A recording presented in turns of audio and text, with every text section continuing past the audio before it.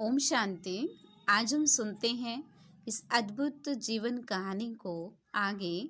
कल हमने सुना था कि कैसे बाबा हर बच्चे के साथ में छोटी से छोटी सेवा हो चाहे बड़ी से बड़ी सेवा हो, बाबा जीवन में प्रैक्टिकल शिक्षा उन्होंने करके पहले दिखाया, फिर बच्चों को शिक्षा रूप में संस्कारों में वे पक्का कराया। तो आज हम सुनेंगे विशेष कि भारत की सेवा के लिए ईश्वरीय आदेश हुआ कि कराची से भारत में आना हुआ। तो अगस्त 1947 की ये बात है। देश के बंटवारे की घोषणा हो चुकी थी और बहुत से हिंदुओं ने पाकिस्तान छोड़ करके भारत में जाना शुरू कर दिया। बाबा यज्ञ बच्चों को काफ़ी समय पहले से ही बताते आ रहे थे कि बापू गांधी जी और कांग्रेस स्वराज्य प्राप्ति का, राम राज्य की स्थापना का पुरुषार्थ तो कर ही रहे हैं, परंतु वास्तव में स्वराज्य अथवा राम राज्य तभी स्थापित हो सकता है जब सभी नर नारी राम और सीता के समान पवित्र हों, मर्यादा पुरुषोत्तम बने और काम क्रोध आदि की गुलामी की जंजीरें तोड़कर स्व आत्मा का राज्य स्थापित करें। बाबा यह भी कहा करते थे कि कांग्रेस तथा राजनीतिक दल जो अपने संघर्ष के परिणाम स्वरूप राज्य लेंगे उसमें सुख नहीं मिलेगा, क्योंकि श्रेष्ठाचार और पवित्रता का स्थापना तो हुई ही नहीं है। बाबा कहा करते थे कि हिंदू और मुसलमान धार्मिक असहिष्णुता के कारण एक दूसरे को बहुत ही मारेंगे, क्योंकि आज सभी नर नारी ईश्वर से विमुख होकर मनोविकारों की प्रबलता के कारण असुर बन गए हैं। अतः अब देश का बंटवारा होने पर जो मार काट शुरू हुई वह यज्ञ बच्चों के लिए कोई नई बात नहीं थी, न ही उससे उन्हें कोई डर था। हिंदुओं और मुसलमानों के झगड़े के बारे में बाबा ने न केवल यज्ञ बच्चों को ही पहले से बताया था, बल्कि उन्होंने इन पूर्व कथनों को बहुत सुंदर पुस्तकों के रूप में छपवा कर राजाओं महाराजाओं को, देश विदेश के विशिष्ट व्यक्तियों को, समाचार पत्रों आदि आदि को भी उन पुस्तकों की भेंट भेजी थी और इस प्रकार पहले से ही सावधानी दे दी थी। परंतु जैसे कि जनता का स्वभाव है, उस समय लोगों ने उन बातों पर विश्वास नहीं किया। देश के बंटवारे के बाद बहुत से लोग पाकिस्तान छोड़कर भारत चले गए, परंतु देश के बंटवारे के बाद भी यह ईश्वरीय यज्ञ लगभग 3 वर्ष तक कराची में ही रहा। मुसलमान लोगों ने कभी भी इस ईश्वरीय यज्ञ को हानि पहुंचाने की कोशिश नहीं की। कुछ मुसलमान अफसर यदा कदा पूछताछ करने आते थे, परंतु उनका उद्देश्य तंग करना नहीं था, बल्कि औपचारिक रीति से वे जानकारी हासिल करने आते थे। उन्हें भी यहाँ परमात्मा अथवा अल्लाह का परिचय दिया जाता था। उन लोगों का प्राय यह प्रश्न यह भी हुआ करता था कि यह संस्था क्या कार्य कर रही है। उन्हें इसके उत्तर में कहा जाता कि सभी निवासी ईश्वरीय सेवक अथवा खुदाई खिदमतगार हैं। सभी एक परम पिता परमात्मा को याद करते निर्विकारी जीवन के लिए अध्ययन और पुरुषार्थ करते हैं। आप लोग खुदा को पाक परवरदिगार तो कहते हैं, परंतु आप पाक नहीं बनते। केवल आपने देश का नाम पाकिस्तान अपना लिया है। अब खुदा का सभी के लिए यह हुक्म है कि पाक बनो, पवित्र बनो। इन बातों को सुनकर वे लोग बहुत खुश होते थे। वे कहते थे, हमारे लिए कोई सेवा हो तो बताओ। आप लोग उच्च हो, आपकी सेवा करना हमारा फर्ज है, क्योंकि आप ईश्वर की इबादत करने वाले और पाक हो। पाकिस्तान से भारत आने की योजना। यज्ञ बच्चों के लौकिक संबंधियों को पाकिस्तान से हिंदुस्तान आए 2-3 वर्ष हो गए थे। उन्हें यह मालूम नहीं था कि ओम मंडली अथवा ब्रह्मा कुमारी ईश्वरीय विश्वविद्यालय अब कहाँ है। उन्होंने भ्रांतिवश जहाँ तहाँ यही कहना शुरू कर दिया था, शायद ओम मंडली को मुसलमानों ने सिंध में ही समाप्त कर दिया है, या वे लोग वहाँ से छोड़कर कहीं अलग अलग हो गए हैं। बाद में जब इन लोगों को मालूम हुआ कि ओम मंडली अथवा ब्रह्मा कुमारी संस्था अभी तक पाकिस्तान में है, तो उन लोगों ने पत्र लिखे और आवेदन किया कि यज्ञ को पाकिस्तान से हिंदुस्तान में स्थानांतरित कर दिया जाए। उन्हें यह डर था कि कहीं मुसलमान लोग कभी आक्रमण न कर दें, परंतु वास्तव में तो मुसलमान लोग इसे बहुत ही पवित्र संस्था मानकर इसकी बहुत रक्षा करते थे। इधर यज्ञ बच्चों के कुछ एक संबंधियों ने संस्था को भारत में आने के लिए आमंत्रित किया। उधर शिव बाबा ने भी ब्रह्मा बाबा के द्वारा ध्यान अवस्था वाली संदेश पुत्रियों द्वारा यही आदेश निर्देश दिया कि अब यज्ञ को भारत में स्थानांतरित किया जाए, क्योंकि इस ईश्वरीय विद्या से उधर ही के लोग अधिक लाभ उठाएंगे। शिव बाबा ने कहा, अब भारत जाने में ही आप लोगों का कल्याण है और साथ साथ सर्विस सेवा कार्य तथा परीक्षा भी है। कराची से भारत के लिए विदाई। आखिर यज्ञ बच्चे सन 1950 में कराची छोड़कर भारत के लिए रवाना हुए। जब सिंधु के मुसलमान लोगों को पता चला कि यज्ञ निवासी सभी ब्रह्मा कुमारियां ब्रह्मा कुमार जा रहे हैं, तो उन्होंने ना जाने के लिए बहुत आग्रह और अनुरोध किए। उन्होंने कहा, आप लोगों को हम सब प्रकार की सुविधाएं देंगे, आप लोगों को कोई कष्ट भी नहीं होगा, फिर भला आप क्यों जाते हैं। आप यहाँ रहेंगे तो इस देश में नापाक अपवित्रता का काम विकार का कोई जोर नहीं रहेगा। हम आप लोगों की पूरी हिफाजत करेंगे। आप तो हिंदू मुसलमानों की राजनीति या भेदभाव से कोई संबंध नहीं है, परंतु यज्ञ बच्चों को तो ईश्वरीय आदेश था कि अब भारत में ही जाना है। इसलिए एक स्टीमर में कराची से भारत की एक बंदरगाह ओखा तक आने की व्यवस्था की गई। इससे पहले संस्था की सारी इमारतों आदि का हिसाब किताब ले लिया गया था। उन्हीं दिनों अल्लाह बख्श जी, गुलाम हुसैन जी, भूतपूर्व मुख्यमंत्री तथा विधि मंत्री और डॉक्टर चौपत राम गिडवानी जी आए। उन्हें ज्ञान सुनकर बहुत खुशी हुई। उन्होंने यह भी कहा, आप यहाँ रहें, हम सभी लोग आपकी मदद करेंगे। परंतु उन्हें बताया गया, ईश्वरीय आदेश के अनुसार अब भारत में सेवा अर्थ जाना ही है। उन दिनों 400 के लगभग यज्ञ बच्चे थे।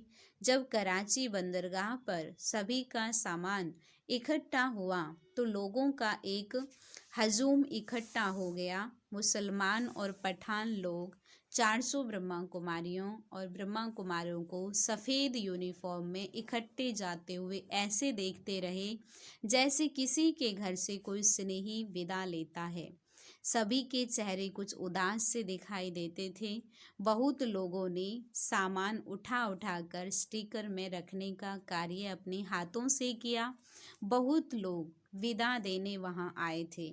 दूसरे जो हिंदू लोग पाकिस्तान छोड़कर गए थे, उनमें से बहुत से अपने मकान आदि भी नहीं बेच सके थे और उनके जाते समय वहाँ के लोग उन्हें अधिक सामान आदि भी नहीं ले जाने देते थे, बल्कि शक्ति दल कराची से विदा लेकर भारत की जनता की ज्ञान व योग द्वारा सेवा के लिए समुद्री जहाज में रवाना हो रहा है। बंदरगाह पर पाकिस्तान के बहुत से लोग उनके प्रति स्नेह और सम्मान प्रदर्शित करने के लिए आए थे। चित्र में दिखाया गया है, आप ऊपर देखेंगे चित्र में।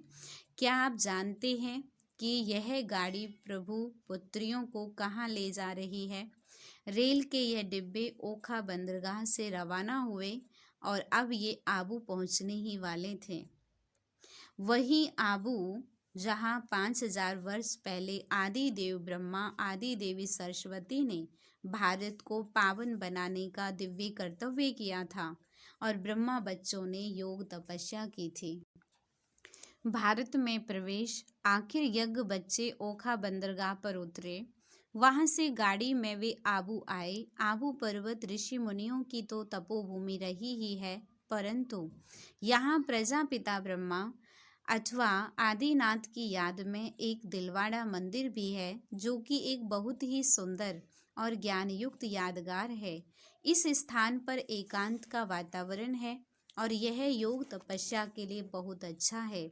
शिव बाबा के ज्ञान के अनुसार जब राजसूय अश्वमेध अविनाशी ज्ञान यज्ञ का अथवा प्रजापिता ब्रह्मा कुमारी ईश्वरीय विश्वविद्यालय का कार्य यहीं आबू से शुरू हुआ। यह वही आबू है जिसकी महिमा में कवि राम ऋषि शुक्ल जी ने इस प्रकार कहा है। आबू की महिमा विशाल है, सचमुच ये आबू कमाल है, जहाँ ज्ञान की वही मसाल है जिससे मिटता मोहजाल है। आबू शिव अवतार भूमि है, शालिग्राम दुलार भूमि है, ये सत्य धर्म प्रचार भूमि है, सतयुग की आधार भूमि है। उसका जीवन हुआ अखारत, यह अपने अनुभव का लेखा, जो कुछ सुना सुनाता हूँ बस, लिखता हूँ बस जो कुछ देखा। अब इसी आबू में परम पिता परमात्मा शिव ने प्रजापिता ब्रह्मा के तन के द्वारा कल्प पहले की तरह फिर से सतयुग की स्थापना का कार्य तीव्रतर गति से प्रारंभ किया। महाभारत में लिखा कि पांडवों ने 12 वर्ष वनवास, 1 वर्ष अज्ञातवास किया था। सिंध में 13 वर्ष तक अपने बोर्डिंग में पहले 12 वर्ष लोगों से अलग और फिर 1 वर्ष उन्हीं लोगों की कुदृष्टि से अज्ञात रहकर इन अहिंसक पांडवों अथवा शिव शक्तियों ने तपस्या की, संस्कारों को बदल लिया, योग में स्थिति प्राप्त कर ली। तब गोपिकाओं के पाठ का संवरण शुरू और ये ज्ञान गंगाएं बन भारत को पति से पावन करने के लिए निकली। तब उनका मन उल्लास में पूर्ण हो अनेक गीतें गाता रहता। भारत में ईश्वरीय विश्वविद्यालय की स्थापना कैसे हुई, परमपिता परमात्मा द्वारा स्थापित यह ईश्वरीय ज्ञान यज्ञ पाकिस्तान से भारत में कैसे स्थानांतरित हुआ, इसके बारे में भी एक विचित्र कहानी है, जो हमारी ब्रह्मा कुमारी मनमोहनी जी ने निम्नलिखित वृत्तांत सुनाया है इस प्रकार। मेरे लौकिक संबंधी जिनका बॉम्बे में विदेशों में लाखों करोड़ों रुपयों का व्यापार चलता था, वे चाहते थे किसी तरह हम पाकिस्तान छोड़कर भारत में आ जाएं। अतः उन्होंने इस उद्देश्य से कराची में हमें कई पत्र लिखे।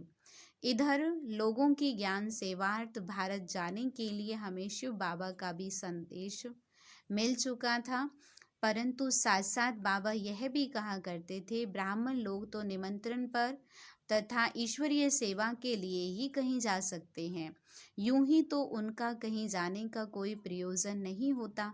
अतः अब जब मुझे लौकिक संबंधियों से निमंत्रण हवाई यात्रा का टिकट मिला, तो बाबा की आज्ञा से मैं कुछ एक अन्य देवी बहनों के साथ बॉम्बे में गई। लौकिक संबंधी हमारे स्वागत के लिए हवाई अड्डे पर आए हुए थे। जैसे लोग किसी महात्मा के स्वागत के लिए फूल मालाएं ले आते हैं, वैसे ही प्रचलित रिवाज के अनुसार हमारे लौकिक संबंधी भी हमारे लिए फूल मालाएं लाए हुए थे। परंतु हम लोगों को तो बाबा की ओर से ये शिक्षा मिली हुई थी कि हम फूल मालाएं स्वीकार नहीं कर सकते, क्योंकि ये मालाएं तो केवल देवी देवता जो कि पूर्ण पवित्र होते हैं उन्हीं को धारण करने के लिए अधिकारी हैं, जबकि हम अभी उन देवी देवताओं के समान पवित्र बनने का पुरुषार्थ कर रहे हैं और सेवाधारी हैं।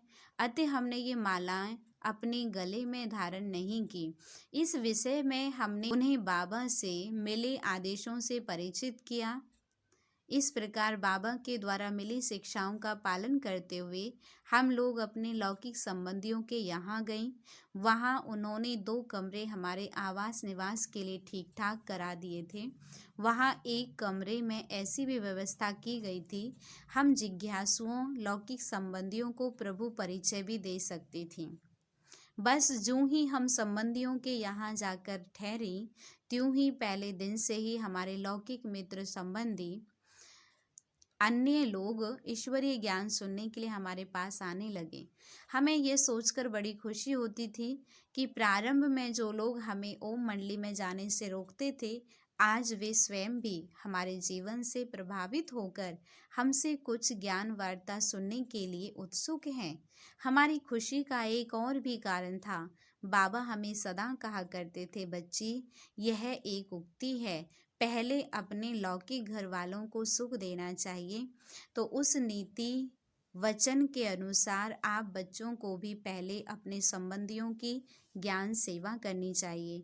बाबा यह भी कहा करते थे, ब्रह्मा कन्या वह हैं जो अपने पियर और ससुर घर दोनों कुल तारती है। यदि कोई ब्रह्मा पुत्री ईश्वरीय ज्ञान प्राप्त करने से पहले विवाहिता होती थी, तो अब कुमारी व्रत धारण करके वह अपने मायके वालों को, ससुराल वालों को भी ईश्वरीय ज्ञान द्वारा अतीन्द्रिय सुख देने का यत्न करती है।